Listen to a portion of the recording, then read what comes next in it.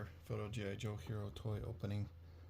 Today I have a Madam Hydra figure that I picked up at Ross. If you've been into Ross during December, late November, you saw that they had a whole bunch of different 6-inch figures, all kinds of good figures for a really good price.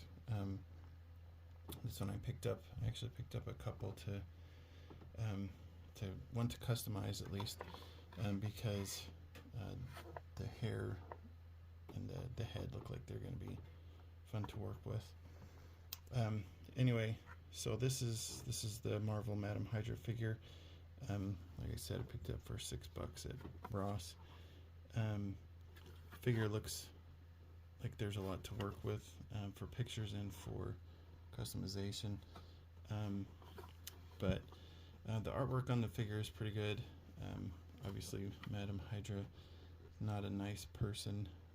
They did a good job with the artwork on here. For her, it's just the one picture put a couple times, but it's Viper, if you're familiar with that. And then it also comes with pieces from Marvel's controller. But in this series, I actually got a couple. I picked up Marvel's Quake from here. Thought about the Thor, but I just didn't feel like that one. Saw a lot of the Speedball, but wasn't really interested in that. That guy seemed goofy. Anyway, we'll get this one open.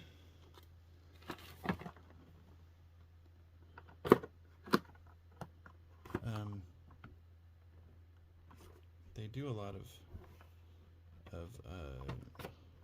the female figures where it's just painted over the figure, so it's not always the easiest thing to use to customize, but I think her head is going to be cool to work with. She also has some cool guns. This out.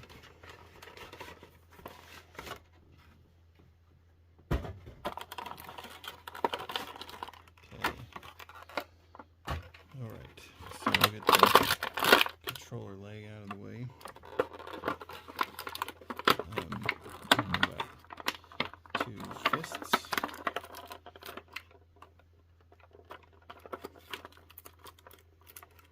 Goes down. And we have 2 matching pistols.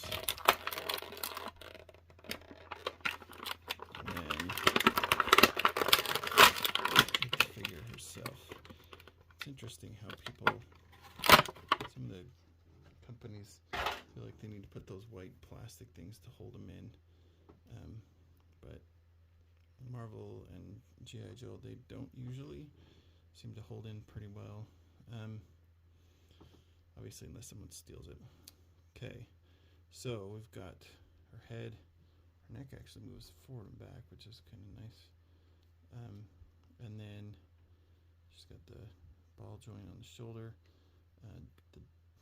just a regular elbow. The wrist moves on the chest just a little, and then doesn't move on the waist. The legs are on the ball joint, and then spins on the thigh, double knee, and the ball on the foot, but also moves side to side. Hair, again, like most hair, doesn't move too well, but it's a little less stiff than you see some other figures, so that it might move just a little. And then she's got the gun belts for the 2 pistols.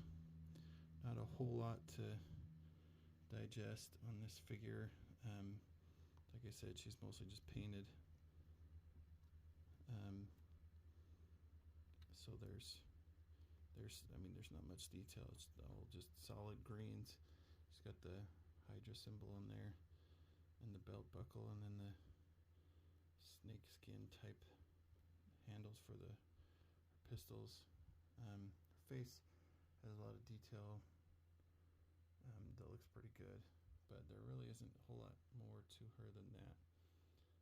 Should be an interesting posing, and we'll see how that turns out, and we'll see how we can customize her head and see what that comes up with. Okay, well, there's Madam Hydra. Let me know what you think. Subscribe and like the video.